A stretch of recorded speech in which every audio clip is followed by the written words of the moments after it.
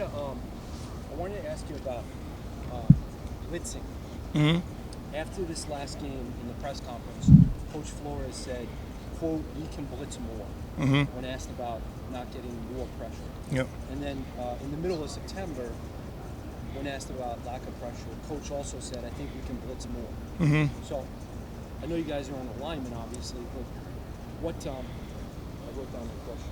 What is your general blitz philosophy?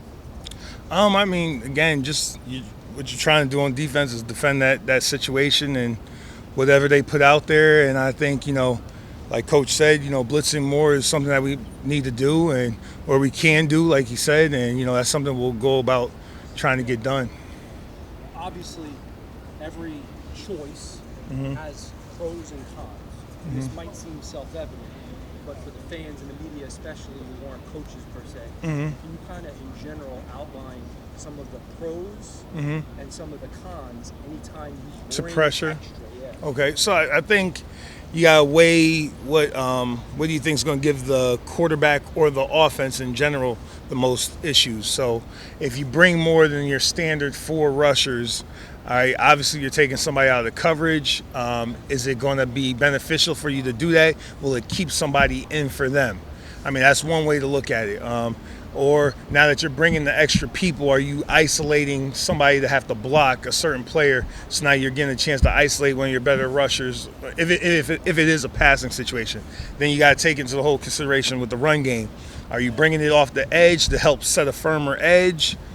To surprise them off the edge. Those are the different things like when you're weighing it, and then in terms of what I mean, there's always a risk and reward. So that's really what you're trying to weigh and try to have some anticipation of based on tendencies and the people in the game.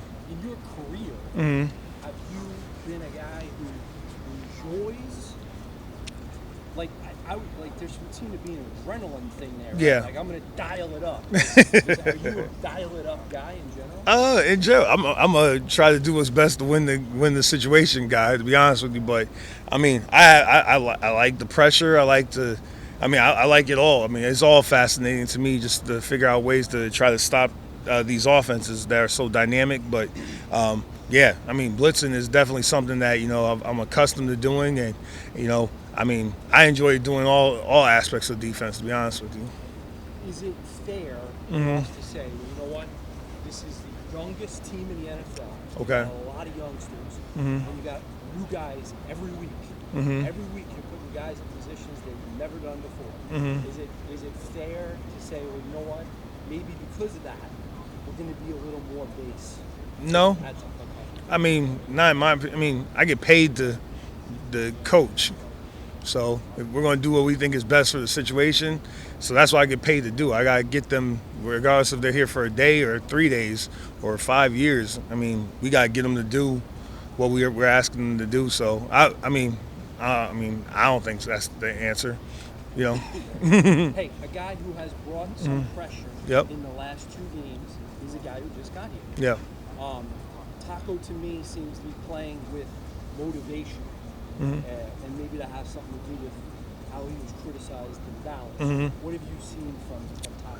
I mean, for me, I've always wanted to coach Taco from when I met him at the combine. So I told him, I say to him probably every day, I said, I've been waiting to coach you. I'm happy to see you and get to coach you. And I think he's really bought in so far in terms of what we're asking him to do, and then obviously his skill set.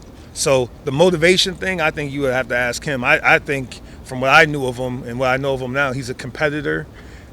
He's been blessed with a skill set that again, anytime you're having success, you're gonna want to push that anyway. But I mean, he's a competitor and he has a skill set. So I mean, that's probably the motivation. But you have to ask him specifically. What went into giving him a big opportunity? He took a lot of chances in that last game. What is in what I is think the staff's philosophy? it's just practice. To me, practice is closest thing to the game, and practice execution is game reality. And guys that if you're seeing it in practice consistently, you get rewarded. Coach, how are you, man? I'm doing well. I'm doing well. Things are pretty clean You know my well, okay, I'm not going. I gotta stop. I have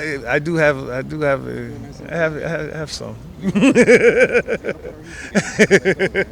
don't want to do that. I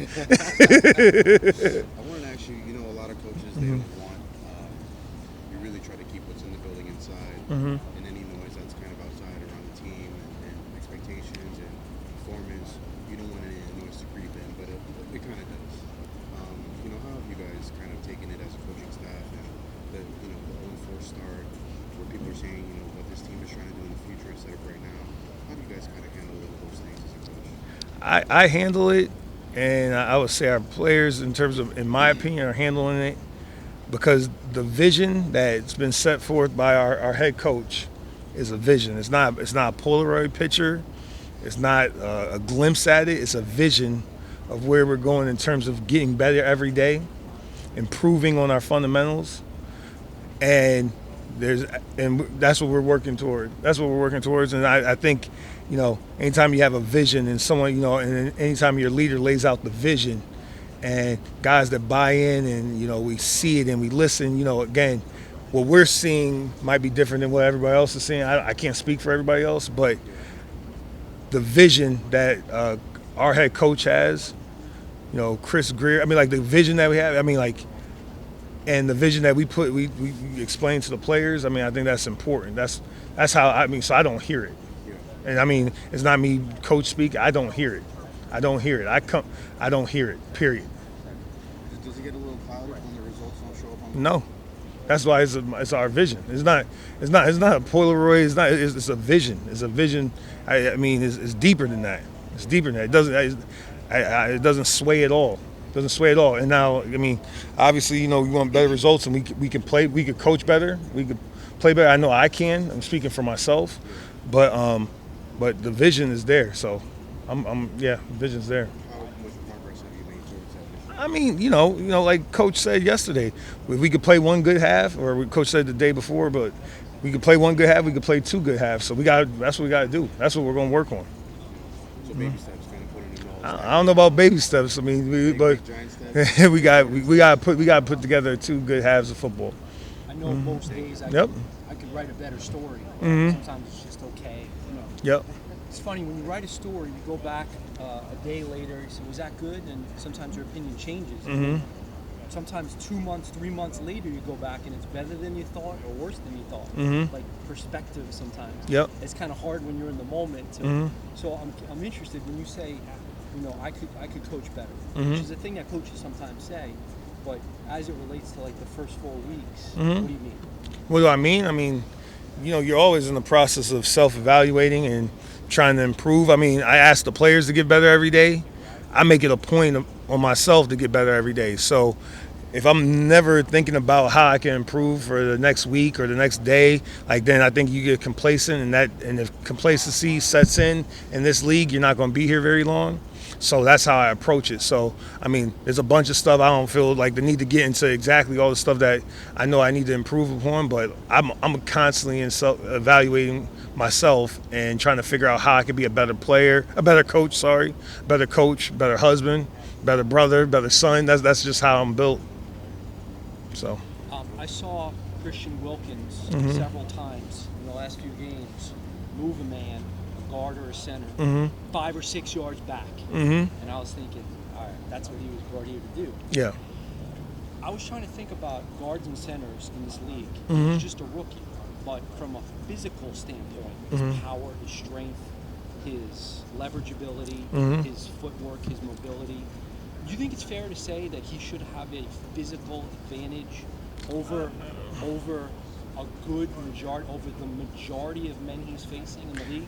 I mean, he's a rookie, and I would say a majority of the people he's facing have some experience in the NFL. So, I mean, 4 games compared to whatever. I mean, I don't know. I mean, you hope you have a good matchup in terms of the physical, but there's so much that goes into it. The physical, the mental makeup of it, the experience. I mean, there's no substitute for experience. So, I mean, I think he's making progress, just like some of our other guys are making progress, and eventually, when the mental catches up with the physical, then it all ties together. I mean, then it becomes a beautiful thing. I saw him take, I think it was a right guard, and disengage and then make a real nice aggressive physical tackle. Mhm. Maybe a no gain or even Okay. that particular play. Playing the position that he's often at, left defensive end in the 3-4 formation, some folks wonder how destructive can you be in that spot? Like, how much of a responsibility for his job is to wreak havoc and destruction, and how much of it is just to hold up his point of attack? Well, I think the point of the front, I mean, there's, we ask those guys we call it block destruction. So, I mean, that's the number one thing that's what we ask them to do, destroy blocks. So, I mean, in terms of the violence and the disruptive nature of that, I mean, that's in their job description. So I would say that's high on the priority list. So, and then as he improves and uses his hands and gets off of blocks and is able to find the ball. I mean, I would say anytime you're in a part of the front or just a defender, we're trying to be disruptive. So, yeah, I think he's getting better. I mean, it's so. Everybody's improving. Yeah. Yeah. That he's showing improvement. He's improving. He's definitely improving. I mean, and again, experience. There's no substitute, so that comes with time. So. A couple more and we'll Yep. roll. Okay. Yep. What's been the most surprising thing to you about the first 4 games defensively as a whole? The most surprising thing, most surprising thing. I don't know how to answer that right now, to be honest with you, but most surprising thing, obviously we would want to finish off the games a little bit better, obviously, but I can't say anything surprising per se. Okay, let's end on a positive note. What is something that is happening that actually pleases you and provides you some encouragement going into the bye? Again, it's from the first time I talked to you guys to now, I just really want the guys to buy into getting better every day. And there's definitely glimpses, there's evidence of that. And I just know that if we get better every day, we'll be okay. We'll be okay. So that's the thing that's been most important to me. The guys, their work ethic, trying to get better every day, working on something to get better every day. That's been pretty good for me. So, all right. Are you going to take a day or two to just decompress? It's football season. Just a day or two? Will you go to a Key West hotel and just kind of turn off your phone for a couple of days? It's football season. It's football season. I got my family coming in from Long Island. Okay. My daughter's 7th birthday is Thursday. Okay, so wow. We'll have a big birthday party, and then I was thinking of taking them on a boat. Oh, on there you Saturday. go. Hopefully the weather holds up. There you go. If you live in, they don't go out on a boat too much up there Yeah. in the Northeast. Okay. Try and do something to show them Florida. That sounds good. I That try sounds to good. get away too. Yeah. I try. Omar. What's happening? Hello, how are You you? doing all right? You're doing well. Doing All well. right. All right. So, going into last week's game, you guys were allowing 208 rushing yards. Held the Chargers, which was averaging 5.2, to less than 100 yards. What was the difference? I think, as always with the run game, starts with setting the edge and just trying to be more consistent, setting the edge, and then from there playing with power inside and tackling. And I think there are glimpses of that during the game, and part of it too is the mentality part. In terms of just trying to get that established. And it really starts from the film room in the meetings, them having a better understanding of it, and us coaching it better to practicing it and being better. So, that's where the emphasis always comes back to practice. So, has it been an edge-setting issue, or what? I would say it's multiple things, but again, it's the stuff that we gotta work. It's really just trying to improve the fundamentals of it, and it always comes back in the run game. Is the edge set? Are you playing with power inside, and are you tackling? And then on top of that, eye discipline. You could get into all that stuff, but once you start dealing with all the misdirection or pullers and things of that nature, but I think the most important is, and we always talk about, you got to set the edge, play with power inside, building the wall, and then you got to tackle. And that's the main thing there. Was there, with Raekwon, has there been a moment that's really been like, oh wow, we got something here that maybe we obviously didn't see a lot of in the spring. I mean, people want to talk about the plays and like, okay, the big tackle here. I mean, to me, Raekwon wows me how he handles himself in the meeting room. Again, he's talkative in terms of in a good way. He understands what's going on. He asks good questions. I mean, to me, when that starts to grow and you're starting to see it and you get to the correction before I do, now I know we're starting to build something, especially at that position where, they're seeing it, they're understanding it, and then they'll be able to correct it throughout the series on their own. That's when I get the wow moments. When a lot of times it's not the stuff that happens on Sunday, it's the stuff that happens on the field in practice or in the meeting rooms before that time.